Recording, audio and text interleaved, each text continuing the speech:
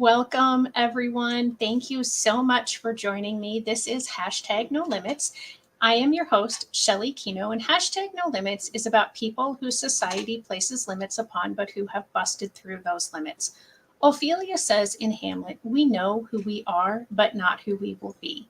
And I believe that to be 100% true, and that there is no better example of that than the caterpillar turning into the butterfly. The caterpillar literally dissolves into its cells and then it reforms into the butterfly while it's in the cocoon.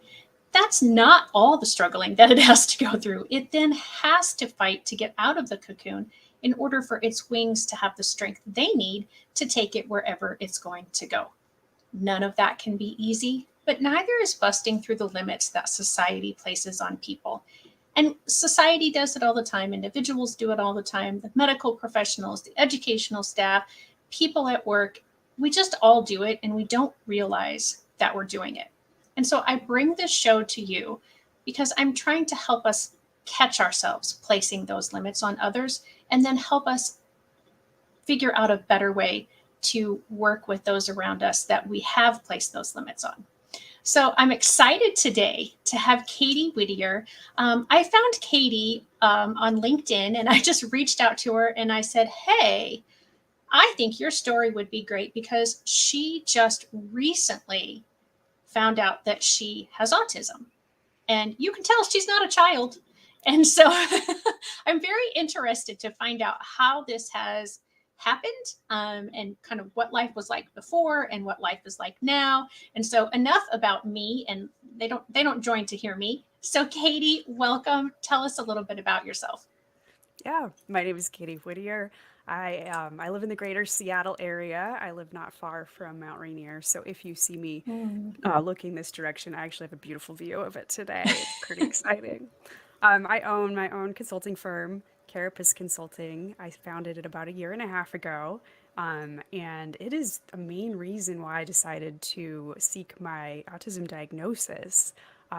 It is not something I knew about when I was growing up, not at all. I did have my youngest brother was severely disabled, so I was very familiar with the disability community, and I would say I had an affinity there, right? Like I cared about my brother and I cared about the care that was available to him in that Mhm. community, which probably made it maybe a little bit more approachable for me to even think about things like neurodiversity, neurodivergence as an adult, Right. because this is a world that I'm pretty comfortable in. But yeah, I knew, as I think a lot of young people knew growing up, that I was a little different, right? And I was very lucky. Um, as a child, I was able to find my way into kind of people that were like me, kind of outcasts, people who didn't feel like they fit in, because I loved music. And so music Uh, was my outlet to be able to create social connections with people, and really create an identity for myself without having to try to fit into the more mainstream way of being. So honestly, it helped me, I think, mask a lot of my autistic traits as a young person, and it worked, well into college. I studied music into college and couldn't figure out how to make a good career out of it, and that's when things started to get sticky for me. Um, Looking back, I think my young adulthood and right up until my mid 30s, masking became an adrenaline driven game for mm, me. And you can run on adrenaline for quite a while, but there is a point in everyone's life where you just can't anymore. And that was my mid 30s. And I started to have pretty major meltdowns. I would burn out at just about every job that I had. And also, the thing that happens in your mid 30s is you start to have more visibility in your career, right? If you have had any amount of success in your early career, you're going to start having more visibility in your mid mhm. 30s. You're going to be managing people, you're going to get promotions, you're going to be asked, in my case, to step out in front of TV cameras and make statements on behalf of organizations. And all well and good, unless you are coming from a place where you're masking all of the time, which was where Right. I was. And I think at that point, my late 30s, I couldn't do it all. I couldn't mask in front of the media at the same time that I was masking in front of my coworkers to fit in, at the same time that I was masking at home to try to keep a marriage together that eventually fell apart. All of these things really caught up to me in my mid to late 30s, and I just thought something was wrong with me. I thought, looking around at my peers, my colleagues, the people who I had graduated college with, and seeing how their success seemed effortless. Now, obviously, part of this is that social media makes everything seem just cheerier than it actually is. Right. That's part of it. But there was also an ease with which a lot of my peers were moving through the world that seemed totally foreign to me.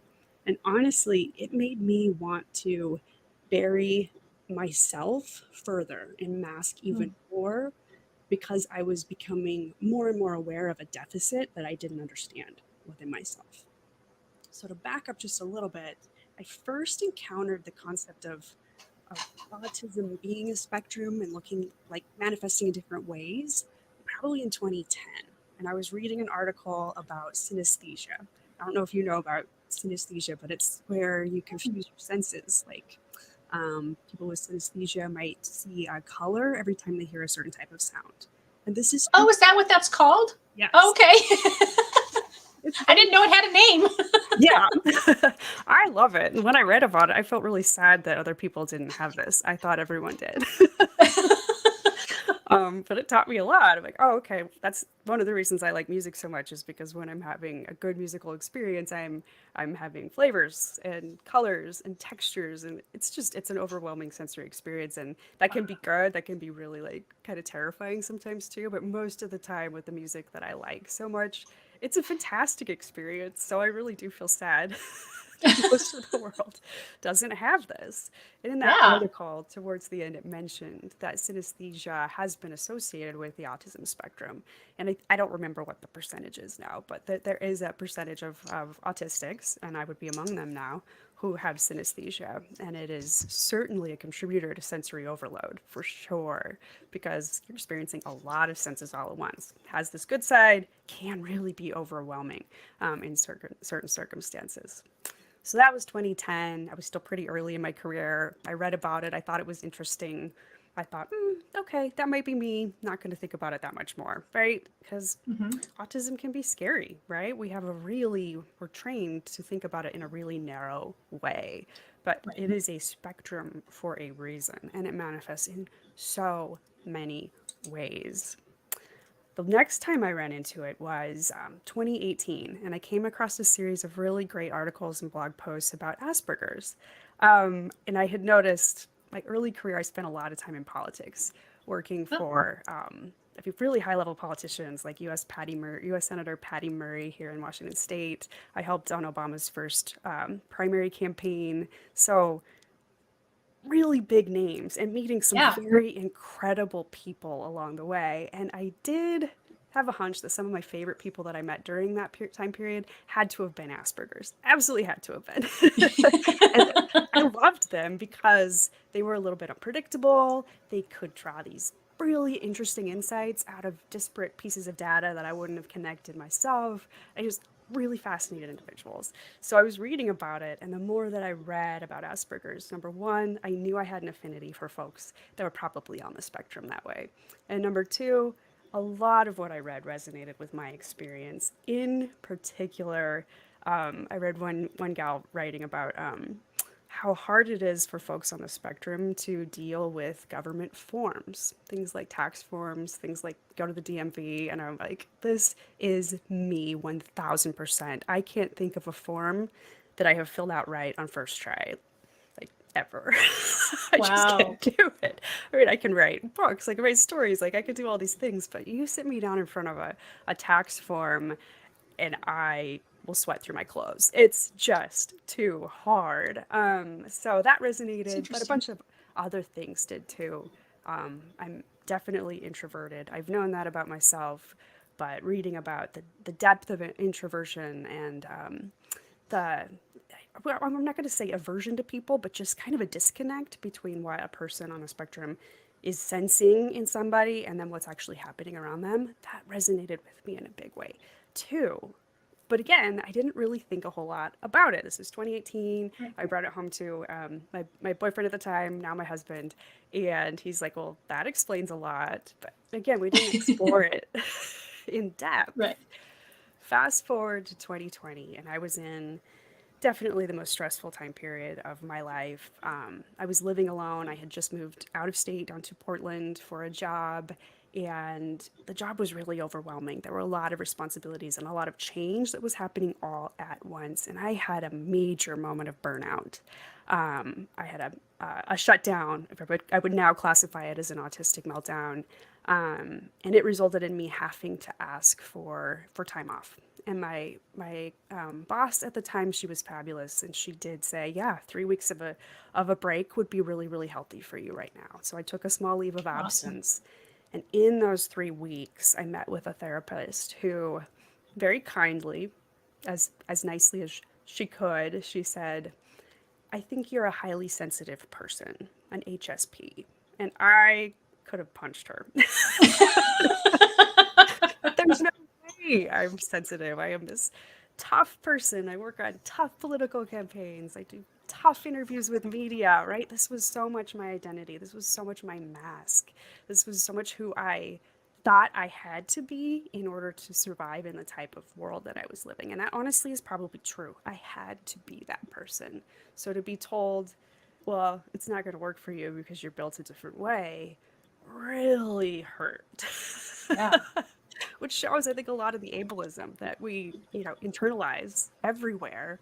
I could not accept what she was telling me about myself. Fortunately, the whole world shut down for a pandemic about a week after this happened, and I Oh, had wow. Okay. all of the time in the world to figure out what that high sensory part of me needed so bad. And I will say, I mean, the pandemic was tough, right, for everyone. There are people who lost loved ones. It was Right. a terrifying period of time. And also, it was the happiest time in my life, bar none. I was totally alone. I didn't have demands to go anywhere, be anything. I worked from home. Um, I could be creative and have space to do these things that I had been hoping to do someday, writing a book, things like that. I suddenly could do that. I had the energy for that. And it was 100% life-changing for me to see what it was like to operate in an environment that I knew I needed versus forcing myself into the environment that the world said it needed from me. That is definitely why I opened my own business. Towards the end of the pandemic, this is when it really became clear the extent to which I'm different from other people. I was noticing even my other introvert friends who at the start of the pandemic were super excited about all the shutdowns, they were just hungry to get back out into the world, right? Hmm. And even 2 or 3 days back in the office sounded like a good time for them. And I could not relate.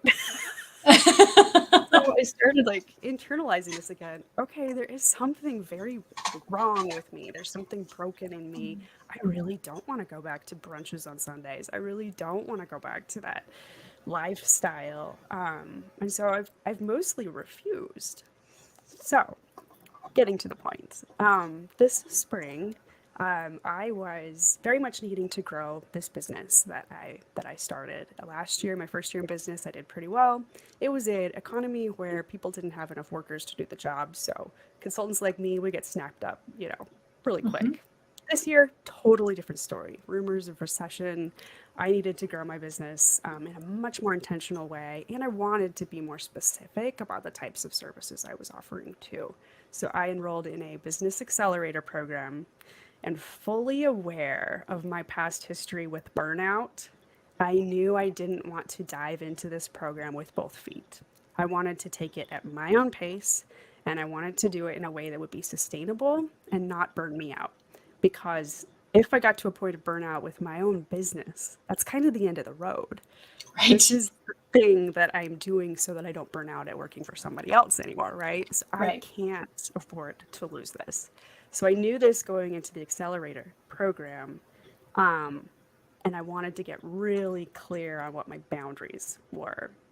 Well, in February, a woman, Laura Schaefer, reached out to me on LinkedIn. She sent me a connection request, and when I looked into who this person was, I was startled to discover that she is an autism professional. She helps people uncover their autism, work through an autism diagnosis. She's an autism expert. And I thought, how in the world did she find me? I had started There are last year. billions of people on the planet. How did she find me? Right. She found me. And I'm like, on the one hand, flattered. Ooh, people can find me because I've been trying to be more visible, right? I've been putting out Right. blog posts more often.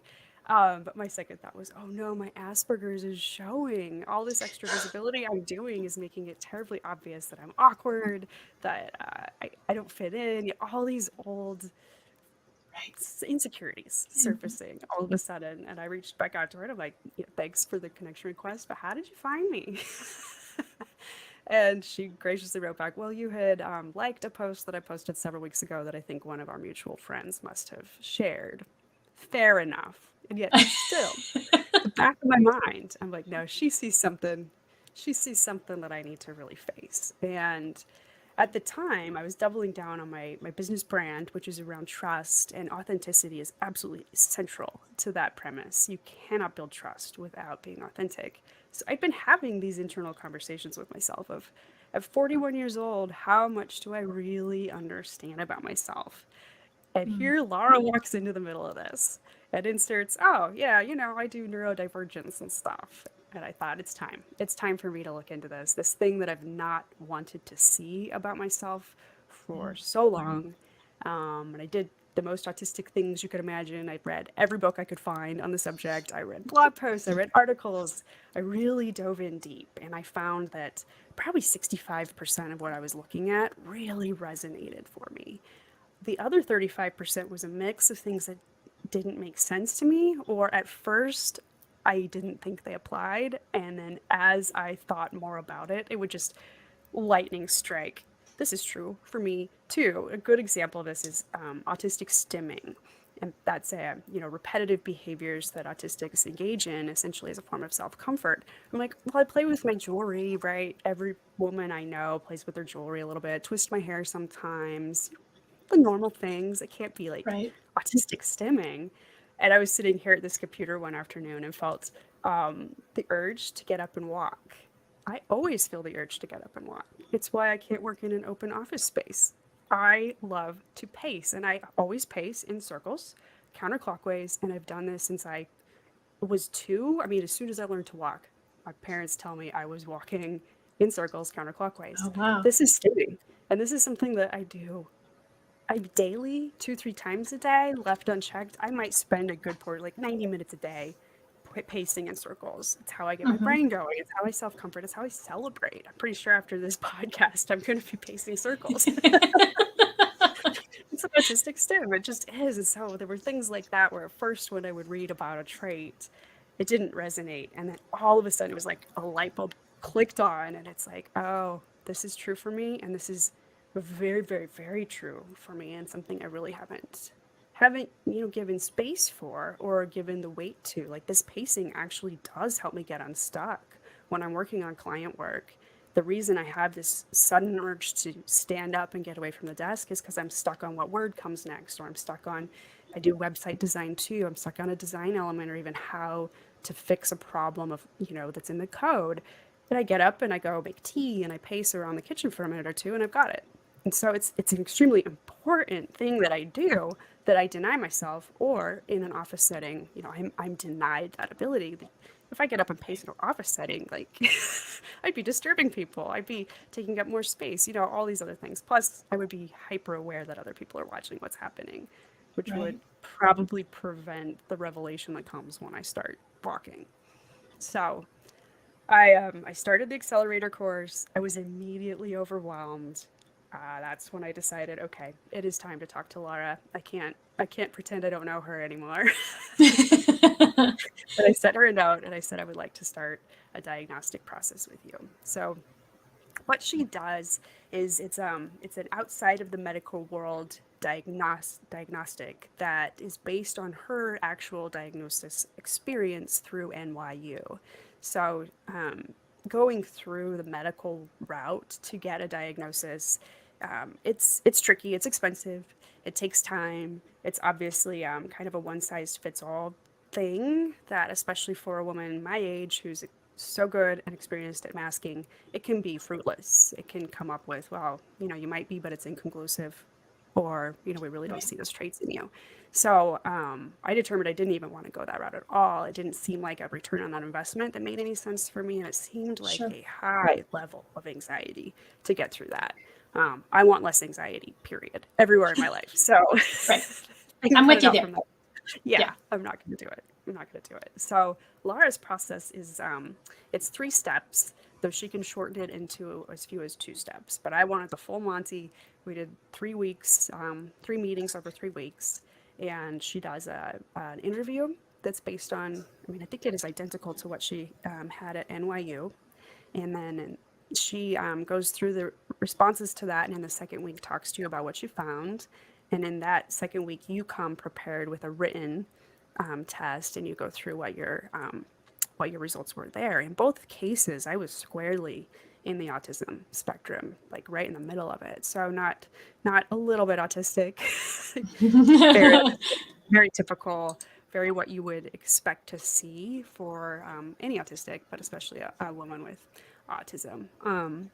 The third and optional meeting with Laura includes going through the CAT-Q, which is a masking quiz, a test to see how much you mask, and it was shocking to me when I went through that and saw just how much energy I was giving to masking. And it's like, no wonder I suffered from burnout at so many stages in my Right. life. No wonder I want to avoid that so much. And the very first thing that came to me after taking the masking evaluation was, I want to claim as much of that energy back as I can.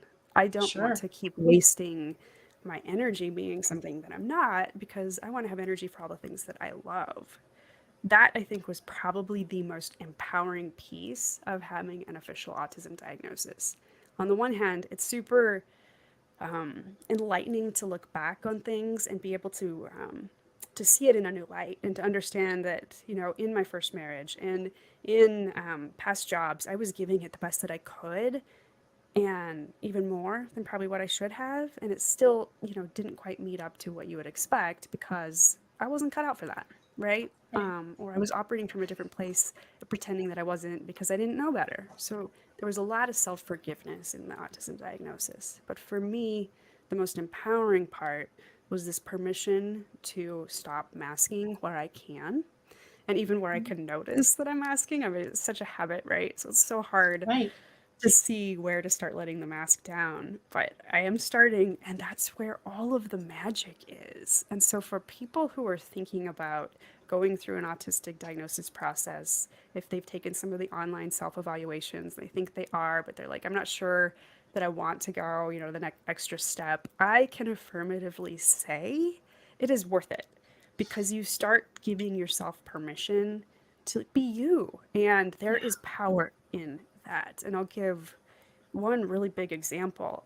Special interests are extremely important to people on the autistic spectrum. They're extremely important. I have and always have had a bunch of special interests, and sometimes I will let them go after a couple months, and sometimes they are lifelong. And either way, they are extremely important. Well, people in my life, my family, friends, they can get tired of that. Like, I will be so into something and then not anymore. Yeah. Or so into something and they really don't care. So I've learned over the years to just suppress that and try to focus on just a few things, particularly the things that'll make me money. Not anymore. Now it is, what the special interests are, what drives my energy.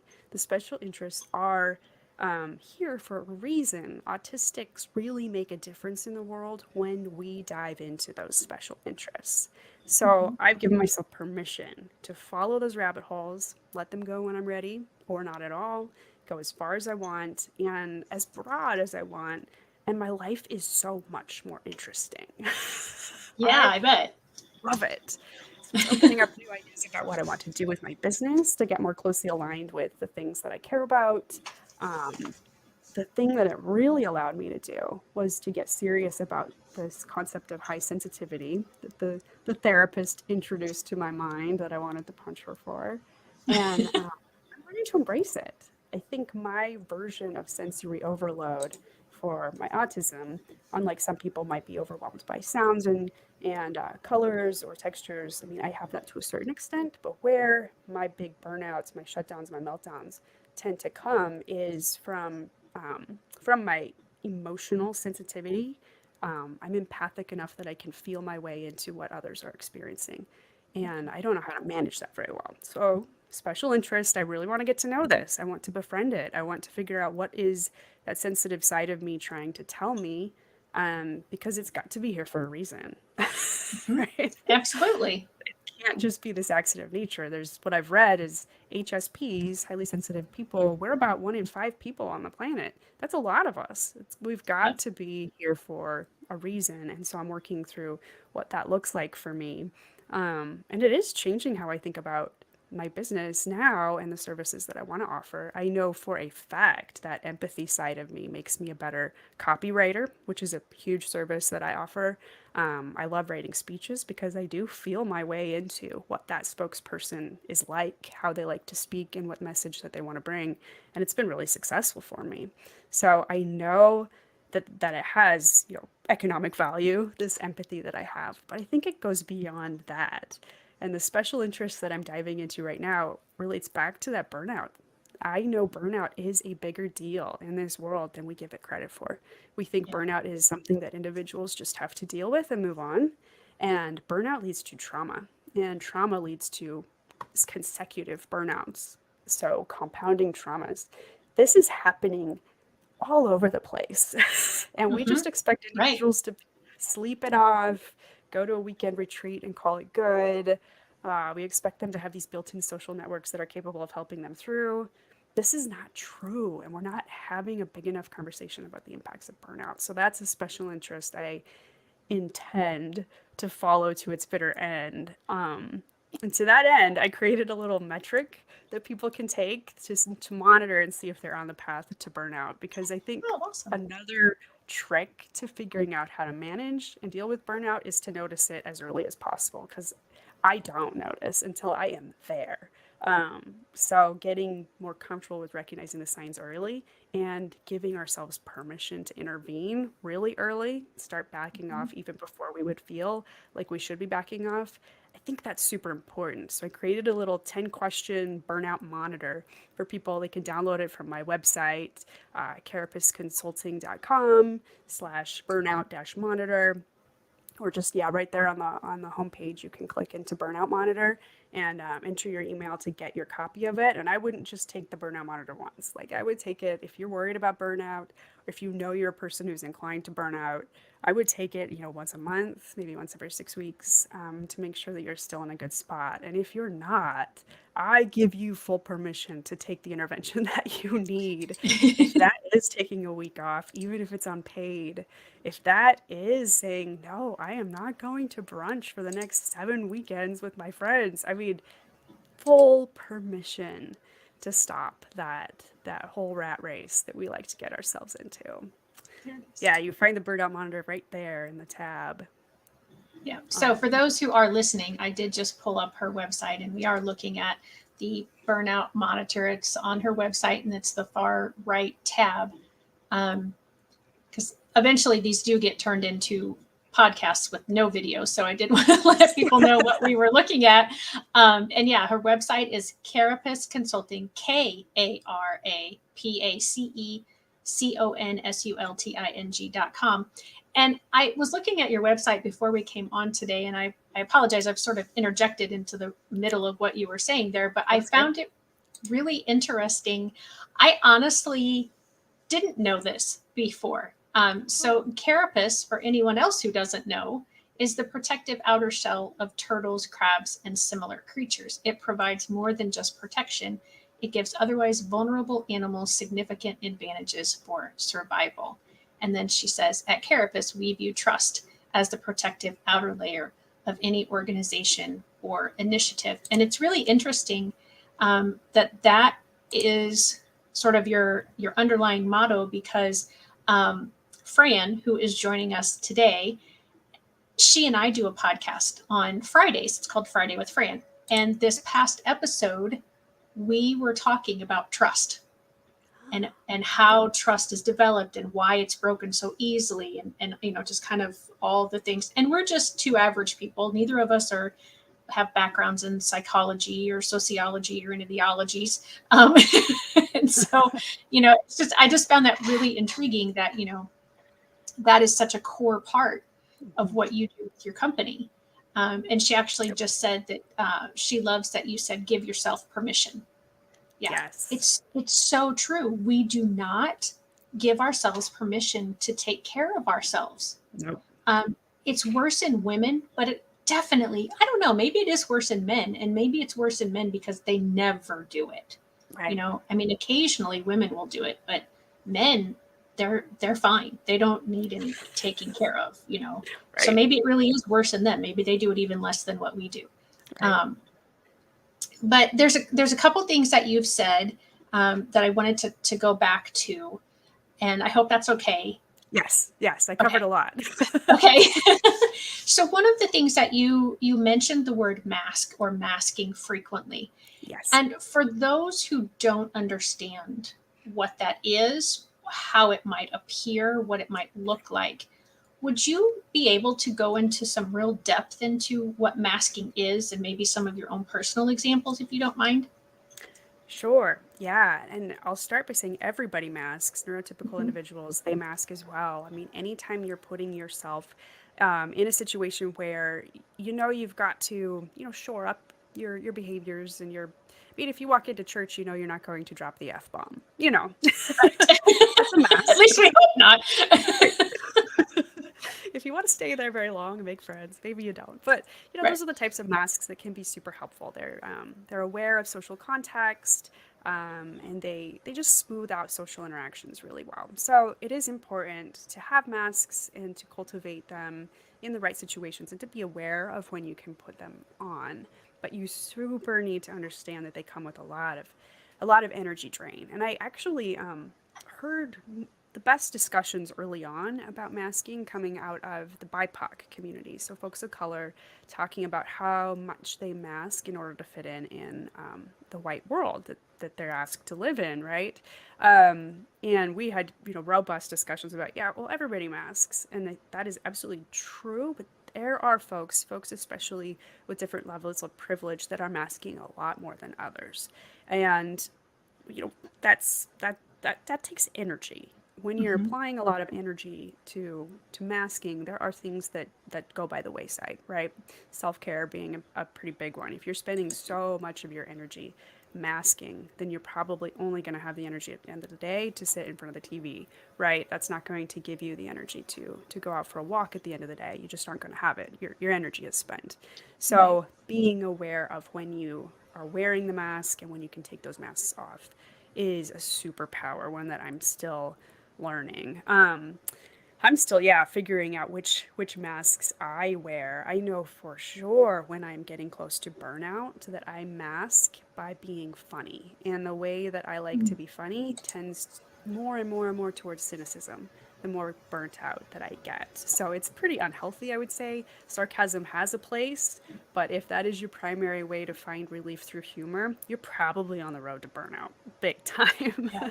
So Yeah. that's a mask I now know when I start down a path that feels uncomfortable. I'm expending a lot of energy wearing that sarcastic mask to belittle the things that are threatening me, right? That are making me work harder, spin harder, whatever. Masks are any time that you are underplaying, downplaying things that are really important to you. So I think about my special interests. I almost always, when I talk about the books that I write, have been known to say, yeah, I write books that never get published. Like that extra little thing at the end just Mhm. downplays this whole huge piece of my life. And I'm training myself not to say, I write books. I'm sure they'll get published someday. I mean, at a minimum, I'm going to publish them myself. Right. So, yeah, I write books. And so I'm dropping that. That's a mask I would pick up because I wanted to be likable, relatable. I wanted to not stand out. That's a mask I would assume. So masks have, they drain your energy. They also diminish your potential and your ability to own who you really are capable of being. So I'm trying to be more aware of that. A mask I definitely have to pick up a lot to be in social situations, which I don't put myself in social situations very often, is talking about movies. I don't watch a lot of movies. I don't watch a lot of TV, and so people who do, which is kind of everybody, they'll want to talk about their favorite show, and they'll want to talk about what happened on, I can't even name Succession. I think there's something some people talk about a lot now. I can't. So I put on the mask and I listen, and I'm like, oh, tell me more, but I'm not interested. Yep. And again, it's because I care about these people enough that I want their interests to be, you know, to be out there. Validated. Yeah. Hmm. So it's a mask that I put on, and I know that I'm going to try to exit this conversation as soon as possible so that I have enough energy for whatever comes next. So masks are complicated. Everyone does it. If you can become aware of your mask so that you know when you can take one off, you're going to be so much better with your energy management, and how you show up in the world. Another one, which I feel a little guilty about, honestly, at the beginning of the pandemic, I stopped wearing makeup. And I only put it on for special occasions now, like this. I actually put on a little makeup today, but generally, I don't wear a lot of it. And society asks us to do that as women. Like, Hmm. we're supposed to show up as these polished, beautiful things. And for me, at first, it was very much a time savings. Like, I don't want to spend the extra, 5 minutes in the morning, 5 minutes at night taking it off. Um, that's 70 minutes a week. I want Hmm. that 70 minutes a week for something else. I really do. So that was really what drove me to it. But, you know, it's also makeup looks good for about an hour, and then I don't know, I've got oily skin, so after the first hour, I don't look good Right. in it anymore. It doesn't do anything for me. So being able to like give that up and really accept what I look like without the makeup on and show up in public spaces, without the makeup on, it feels great. I feel cleaner and I can rub my eyes when they itch. It's the small things. Yeah, that's funny. My mother-in-law just recently realized that I don't wear makeup ever. Nice. Like I will put a little lip gloss on, and that's about it. And I love that. yeah, she and my husband and I were having a conversation, and she said something about my makeup, and he said she doesn't. He said the last time I think I've seen her wear makeup was our wedding day, Yeah. and that's the last, and my mother-in-law's like, what? She wears makeup. I'm like, no, I like I've been in plays and I've had to get, makeup put on me for like big events, we're Yeah. like, oh, okay, I should probably put some makeup on. And I've had to go to my daughter and ask her, like, do Oh, you have anything? Because I don't own anything other right. than, like I said, some lip gloss, and that's it. Nice. And I'm a strong Christian, and I very much believe that God has designed us exactly the way we're supposed to be. Nice. And the exactly what you said about women in the makeup, like it's just never been a thing for me. I tried it. I shouldn't say never. I tried it, of course, when I was in grade school and high school because that's what all the Right. girls were doing. But I'm like, this isn't me.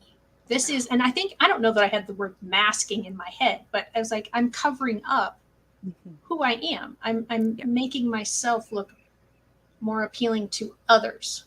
Right. And so that's interesting that you brought up the makeup thing. And another group of people I think that do a ton of masking Mhm. is the disability community in general. Yes.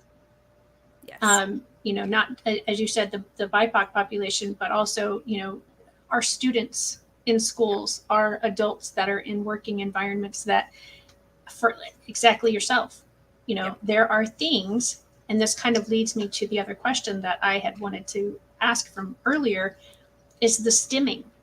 Yeah. Um, I'm an education consultant. I help families Mhm. and school districts navigate through the special education world and try to help everyone at the table, the IEP Good. table, understand what everyone else is saying and come to a collaborative Good. working environment, because there's a child at the base of that we are helping to grow to their fullest potential. Yes. And so often I've sat in those meetings, either when I was teaching full time or now, and somebody will say, "Oh, well, they don't necessarily always call it stimming, but they'll say, oh, they're always tapping their hand on the desk, or they're always bouncing their leg up and down, or they're I'm like, that's a need that they're Mhm. filling in themselves. But then there's also the kids who they're more masking their behaviors because they're trying so hard to keep certain behaviors controlled and hidden so that they can fit in to the classroom and fit in with their peers. And you talked about that. You masked all through your childhood, and finding those people who were more like you and more accepting. And I think we need to do better as a society of saying, you know what, and I was glad that you used the examples of like people twirl their hair, they fiddle with their makeup. They fiddle with their jewelry. We all do it. It's just that for some people, it's a bigger need. It happens more often throughout the day. And it isn't some of those smaller, not quite invisible behaviors, but those, the more accepted things. And so, yeah, absolutely. I had students who would pace the room. Cool. And that's how they learned. We could be reading. They were in, there was, most of them seemed to be in, because it worked better for them to be able to do it in a reading class than in a writing or a math class. Mm-hmm. And so, they could pace the room the entire class period. And as long as I could ask them a question and they could answer it, I knew they were focusing on what we were doing. But that pacing is what helped them be able to focus. And I had a principal one time get very upset with me because when she came into my room to do my observation, I had this young man pacing. I had the kids. I said, this was like 20-ish years ago. And I, the whole flexible seating wasn't a big thing yet. Mm-hmm. But I said, you go in the room wherever you are comfortable. Nice. If you need to walk around, you need to walk around. If you need to stand, you stand. I had the gentleman who was walking around. I had another person who went underneath a desk in the corner of the room, and he put a sheet over the desk. And so, like, you only saw about this much of him. During those days when he would do that and it was his turn to read, he read so much better than on the days. And I got to a point where I stopped making kids read in round robins. I would just say, as long as you can tell me the first word of what would be your paragraph or your sentence to read, so that I can know that you are paying attention and you are with us. You read that first word and then you say pass. And then we go on to the next student. Because there's so much involved in reading aloud. Yes. And for some kids, it's just never going to happen. And that's okay. Why? If I want to listen to them read, I pull them aside at a separate time and have them read to me. Cool. But so I had the kid under the desk. I had the kid walking around. I had other kids who were kind of leaning back in their chairs, which, oh my goodness, that was a no-no. I had one kid sitting in a beanbag chair. I think I maybe had two that were actually at the table sitting in the chairs. The rest of them were just, all different ways. And the principal was like, you don't have any control over your classroom. And I said, I have more control right now than most of the teachers do that have all of their students sitting at their desks in their chairs, because those kids aren't learning. Right. You can ask any one of these kids, what is the topic of what we're reading? Where are we in the reading? And it was just mind-boggling to her because it was so different. Wow. But that thankfully, so powerful that you saw that. Even back then, I felt, divinely given the gift to see. Good. These kids need these different things. Yeah. And so, like, the stimming. Okay, so somebody has to get up and walk. Okay, so somebody needs a fidget spinner or some sort of fidget device, or they need a sensory object of some kind. They need bands on the desk to get that pressure. They need whatever it is. Right. And Fran asked this question a little bit ago. Why does society prefer masking over true self-presentation? Right. I don't know the answer to that. There's security behind the mask for the person masking. I agree with that. Right. Thanks. Way to teach to my students' needs. Yeah. But I do, and that's a hope with having #NoLimits. Yes. Is that people will see it's just a different way of being. It's not wrong. Right. If you don't understand why someone is up pacing, or why someone, it's not because they're lazy. And that's the, I think that's the biggest misconception, Yeah. is that, people who are up pacing, or people who do their work differently than the majority of the population is able to Right. do it, Right. that they're lazy, that they're trying to get out of it, that Right. they're just weird. And I did want to, that triggered the thought that I'd had earlier, that you're not broken. You Yeah. said that earlier, that Yeah. you felt like you were broken. And I hope you don't feel that way anymore, No. because you're not. As I said, every single person on the planet is beautifully and wonderfully made in the image of God. He made us exactly how we're supposed to be. Right. Nobody is broken. Right. Not Thank you. not by any characteristic that we have. I mean, we've had things happen to us and that kind of breaks us. But Right. who we are is who we are. We are not broken. Yes. That is, that echoes like so strongly with, I think, the empowerment that comes from an autism diagnosis, or from any time that you get a glimpse of what is true for you. Then all these assumptions of brokenness can be dropped, right? Right. And while it is true, yes, things in life can push you to a breaking point, can test you, and can make you feel broken, um, people are far more resilient than we allow them to be. And I really want to like acknowledge the power that you gave your students by allowing them to express in the way that they needed to. Um, I I bet for that person walking around the room while they read, their reading comprehension went through the roof. Oh, absolutely. Because reading for me, I mean, I was a good reader as a kid, but my reading comprehension was always pretty low. It's been in my adulthood that reading has become better for me because I treat it as a form of meditation. Like it takes so much effort to focus in on the words that it closes my mind down, and that can be really helpful. But in a school setting, there's no way I was able to close off that much stimulation. If I had been allowed to walk while reading, you bet I would have had higher reading comprehension. But we sit us down a standardized test, right? And there's no movement at all during that, and you're supposed to read Oh, a did my paragraph. face just say what I wasn't saying? Yes. It's I totally hate different. standardized tests. I'm just going to say it out loud for those on the podcast. Yeah, I hate it. I hate they're them. terrible. Yeah. And I was always good at them. I mean, relatively, I'd score high, and it was still like those were terrifying days of class time. And I think, thank goodness, I went through the school system before No Child Left Behind and all the changes that that brought. But Yeah. yeah, that's no way to gauge somebody's actual potential at all. I don't know who it's designed to work for. Yeah, It's designed to work for the population that learns the way that most teachers teach. yeah, that makes sense. Unfortunately, we have more and more of the population that don't learn the way that the average teacher teaches. And Wow. so those tests are getting harder and harder, and for the students to take and to sit through and to do. And it really irks me that teachers are held accountable, and some people's jobs are on the line dependent upon those scores. That's terrifying.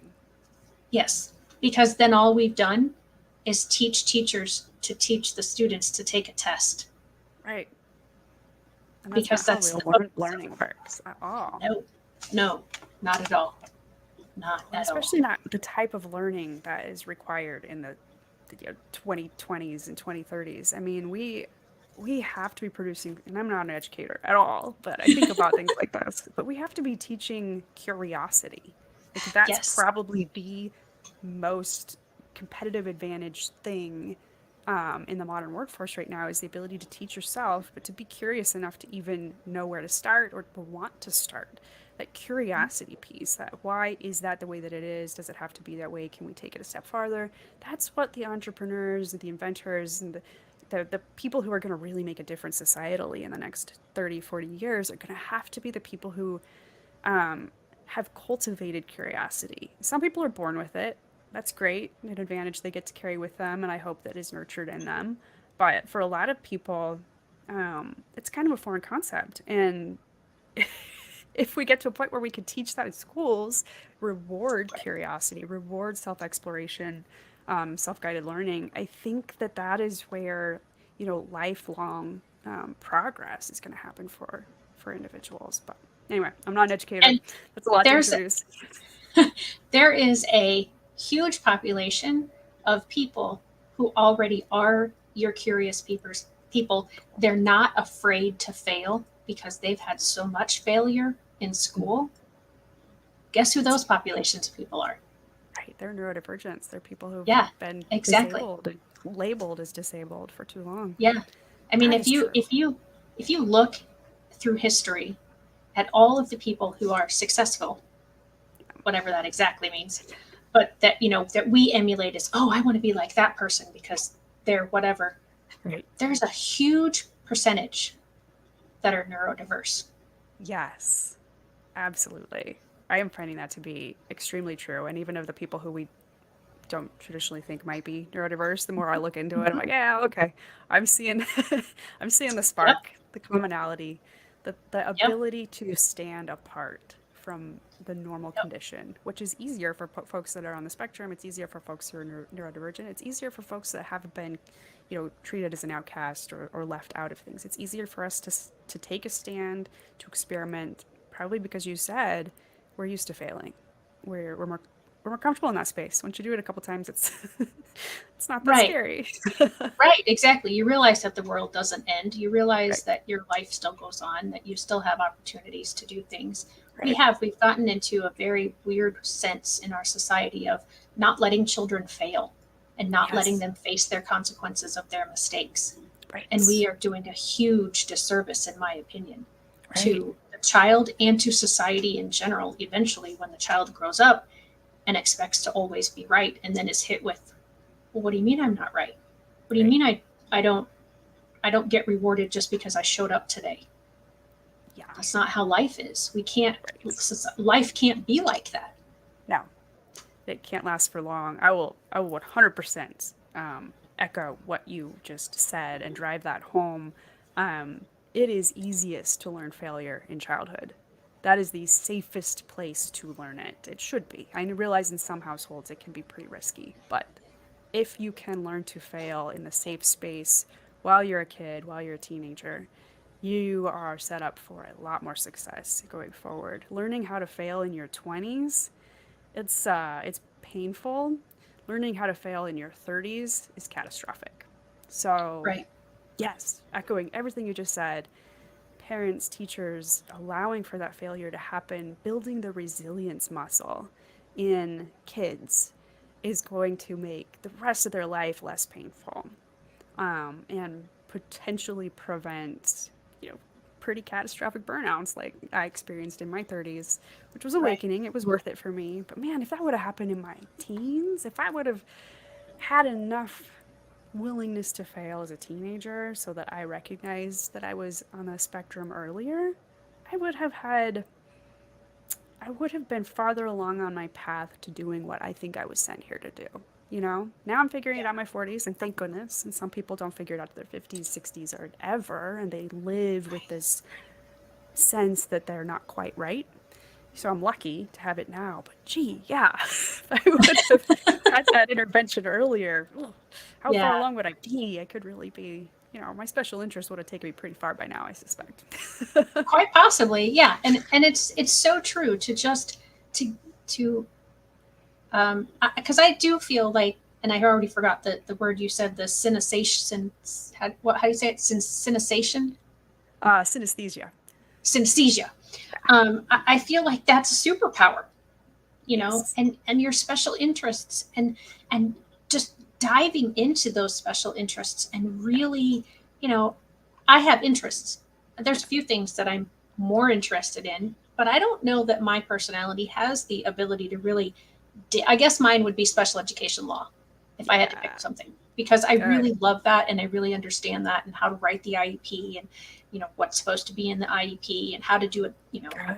in the best way possible. So I guess Yeah. that would be my special interest. But yeah, I mean to there's so many beautiful aspects of humans Yes. in general. But when you add in some neurodiversity and you pull out all the things that we have tried to squelch for so Right. many years, if we let those things blossom from that caterpillar into that butterfly, Right. the amount of beauty that we could have is exponential, I believe. Yes. Yeah. We like you said, we are given the traits that we have for a reason. And if we're all expressing that to its highest purpose, we will have a very colorful in all the right ways society that is more resilient in the face of the big changes that we know are happening in our society. Yeah, absolutely. Well, Katie, we just have a couple minutes left, so I want to give you opportunity. If there's anything that you like, oh, I really wanted to say, now is your chance to do that. Well, I think I got a little bit even more than I planned to say out. So I Okay, just good. appreciate your patience and letting me tell my story and letting me get out there a little bit. I guess I will end on the note that the book that I'm writing right now, since I write books, is really about this experience of unmasking and figuring out how to live closer to my highest purpose and my true calling. I hope to have it, out self-published probably in the next several months. So if folks want to follow along with that journey, and or if they want to take the burnout monitor test to see if they're getting close to a burnout period, just go to my website, karapaceconsulting.com. You can sign up for my newsletter there, and that's how you'll find out if my book gets published is coming, and also where you can take that burnout monitor, download that burnout monitor. So Awesome. that's Thank you probably my so main much. takeaway, ways I can help folks going forward. Yeah, absolutely. And Fran says also, thank you for sharing your journey. I have very much enjoyed getting to learn about your journey. I find everyone's journey is so beautiful and wonderful, and I'm no one's journey is the same as No. anyone's else. I've had other women who have been diagnosed with autism as adults, but your journeys are different. Yeah. And I think it's important to share so again, everybody sees it's okay. It's Yes. okay, just accept it, try to understand it. If you're having trouble understanding it, ask the person, I don't Yes. understand why you do whatever, or I don't understand how come this. Right. I've not found people that if you genuinely are curious, that they shut you down and go, I don't know, you're Right. rude for asking. Right. If they feel that it's genuine, I've not had bad responses to that. So Yes. anyway, thank you for being here. Thank you for connecting with me on LinkedIn, Thank you. accepting my or my link request. Friend request wrong platform. That's Facebook. For this next week will be for teachers. I will be having a group of people on from ESGI. It is a data collecting platform. So getting you ready to go back to school and get that data collection. I met them back in March at a teacher conference and found them really exciting and having some really cool stuff going on. So tune in next week, same time, same place. Make sure you subscribe to the channel so you know when I'm going live. Have a great week, everybody. Bye-bye.